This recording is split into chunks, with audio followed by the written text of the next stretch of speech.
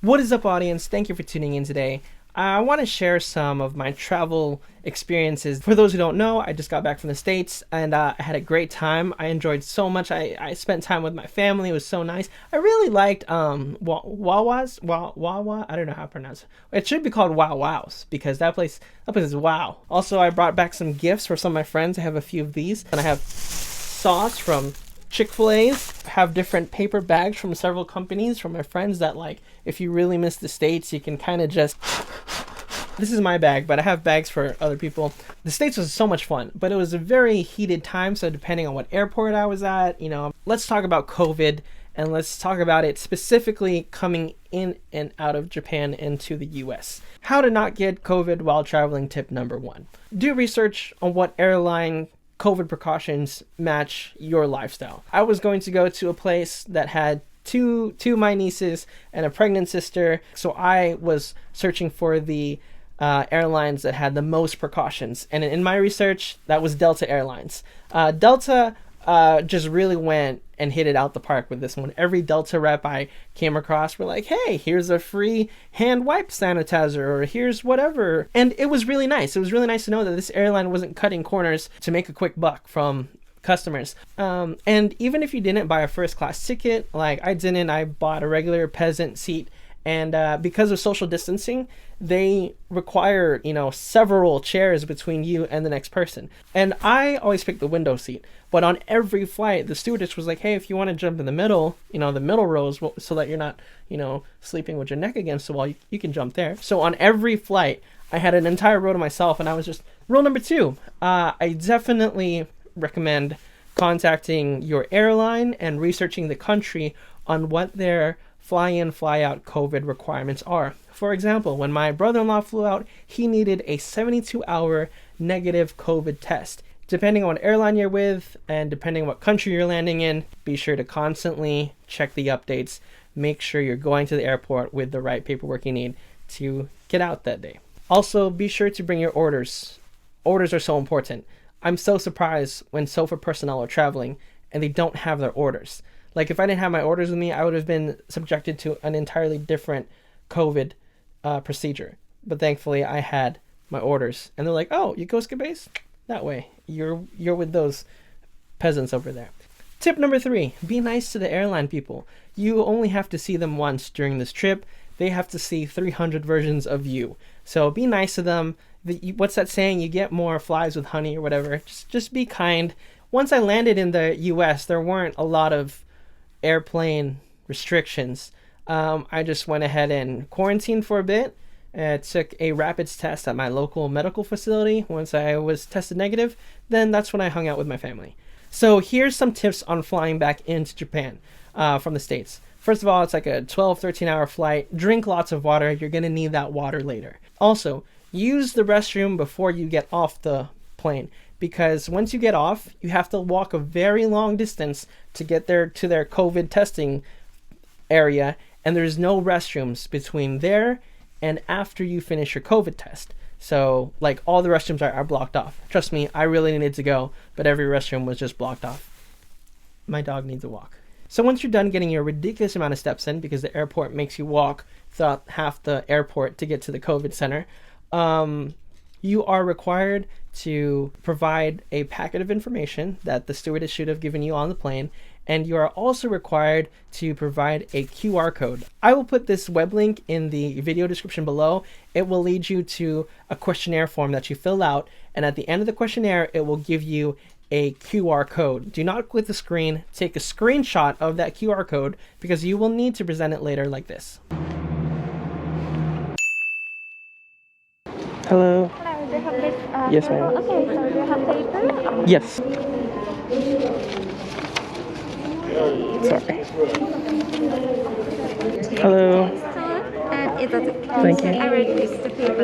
Okay. Thank you. Next step is they give you a plastic tube, and on that plastic tube is a red line. You have to fill up your saliva to that red line. You're probably thinking to yourself like, oh yeah, that's super easy. Well, it wasn't. I'm gonna tell you right now, it was not easy for me personally. And so that's why I say drink lots of water on the flight, because you're gonna need it later. The air in the airplane is dry, the airport's dry. and now suddenly you have to perform and have all the spit coming out now. Where was this spit like 10 days ago? And also there's a lot of saliva requirements, like it can't be too bubbly, or there can't be food particles, or like all this stuff. There's like 3 or 4 different things where like if your spit looks like this picture, it's not good enough. If you are unable to fill it up to the red line, you have to do that long nasal swab, which no one particularly enjoys. I would again be prepared for this. Make sure you have some drinks in your backpack. Make sure you have some snacks, because you don't know how long you're going to be waiting here. If you had a bunch of people on your flight, it's going to take a long time for your results to get in, and you don't want to be doing any of this hungry or needing to use the restroom or thirsty or anything like that. Once you finish that section, you get this pink pass. Keep that pass on you. That does not mean you don't have COVID. You will get your results emailed like the next day or something like that. This pass just means you are now free to move about certain parts of the airport. There's going to be checkpoints where they'll check for that pass, and if you don't have that pass, you got to go back and take your test again. So don't lose that. Once you're done picking up your bags, you're not allowed to take public transportation. So no trains, no taxis, no nothing like that. I personally took the shuttle that's provided by the base, which leaves at 3 and 8 p.m. For me, it arrived at like 7:50 on the dot, so don't really bother waiting outside, especially if it's cold. Just be sure you're down there like 7:40-ish, 7:30-ish. The bus does leave at 8 on the money. The shuttle bus took us to the base where we checked in with the guy. You can either ROM at the Navy Lodge or you can ROM at your apartment. I chose to ROM at my apartment, which is where I'm at now. And 10 days into your ROM, into your restriction of movement, you're allowed to take what's called the COVID ROM exit test, which is today for me. And this is how it went.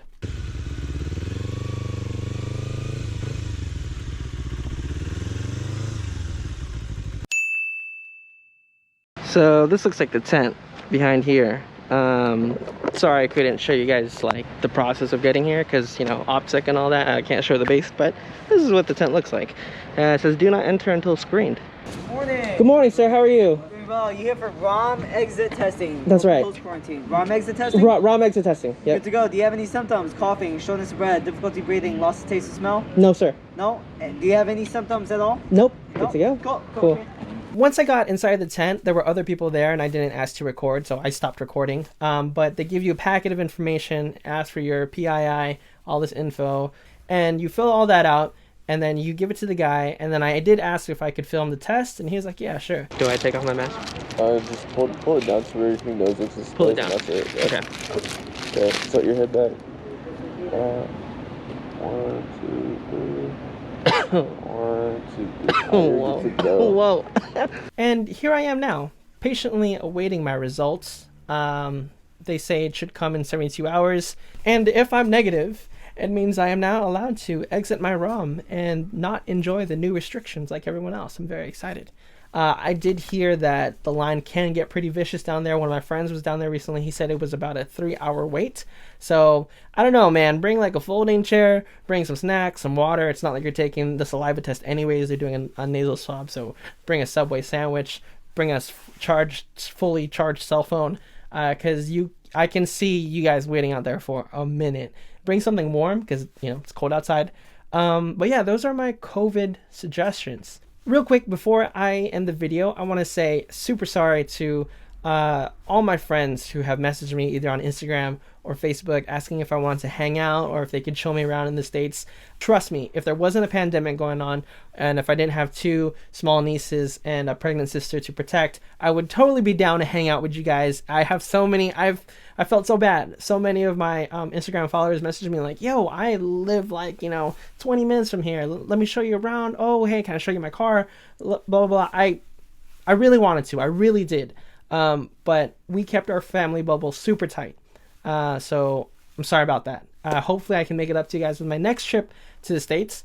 And also, real quick, thank you to all my friends and family and supporters who have purchased some Tech Ninja Productions swag. That's right. These people here have been kind enough to support me. I can't thank you guys enough. Thank you if you purchased a hoodie, a t-shirt, a mug, whatever, a tote bag, a face mask. Thank you so much. Thank you. My website will be going on sale again soon. I will put the dates of the sale right here below. That's the end of this video. If you enjoyed, you found it informational, and if you want to see more, please be sure to click subscribe and also hit the like button, hit the thumbs up. That really helps my videos. Anytime you click that like, it helps suggest my video to other people. So please hit the like button on my videos if you enjoy them. Thank you again. They call me Tech Ninja. I'll see you on the next one.